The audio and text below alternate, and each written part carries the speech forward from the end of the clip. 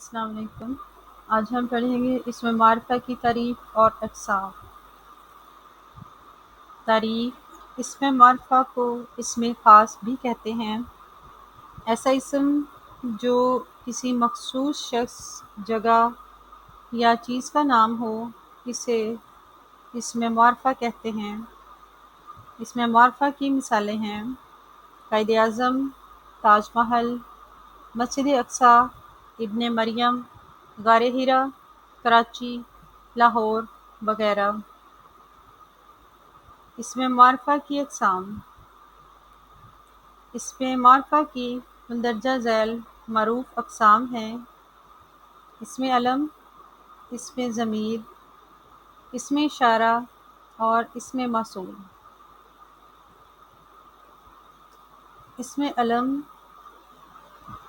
اسم علم سے مراد وہ خاص نام ہے جو مختلف اشخاص کی پہچان کے لیے بولے جاتے ہیں اور مختلف اشخاص کی پہچان کے لیے علامت کا کام دیتے ہیں، یا وہ خاص نام جس سے کوئی شخص، جگہ یا چیز پکاری جائے، اسم علم کہلاتا ہے۔ مثالیں ہیں: سید الشہداء، شمس العلماء، کلیم اللہ، قائد اعظم، ابن مریم، حمیرہ وغیرہ۔ اسم ضمیر: ایسے الفاظ جو کسی دوسرے اسم کی جگہ استعمال کیے جائیں، اسمائے ضمیر کہلاتے ہیں۔ اس کی کچھ مثالیں ہیں: انور ایک محنتی لڑکا ہے، وہ صبح سویرے اٹھتا ہے، اس نے کبھی غیر حاضری نہیں کی، اسے تمام اساتذہ پیار کرتے ہیں۔ اس مثال میں وہ، اس نے، اسے اسمائے ضمیر ہیں۔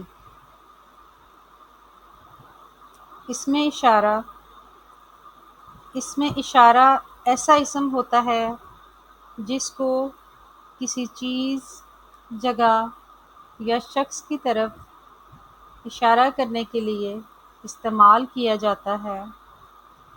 اس کی کچھ مثالیں یہ ہیں: یہ لڑکا، وہ عورت، یہ میرا قلم ہے، وہ کس کی کتاب ہے، وہ کرسی ہے، اس بچے کا باپ کیا کرتا ہے۔ ان جملوں میں یہ، وہ اور اس کے الفاظ لڑکا، عورت، قلم، کتاب، کرسی اور بچے کی طرف اشارہ کرنے کے لیے استعمال ہوئے۔ ان الفاظ کو اسم اشارہ کہتے ہیں۔ اسم موصول: اسم موصول وہ اسم ہوتا ہے کہ اس سے بننے والے نامکمل جملے کے ساتھ جب تک دوسرا جملہ نہ ملائیں، جملے کا مفہوم واضح نہیں ہوتا۔ مثلاً، جسے بلاؤ گے وہ آ جائے گا، جیسا کرو گے ویسا بھرو گے، جون سے کتاب چاہے لے لو، جس نے محنت کی کامیاب ہوا۔ ان مثالوں میں جسے، جیسا، جون سی، جس اسم موصول ہیں۔ اللہ حافظ۔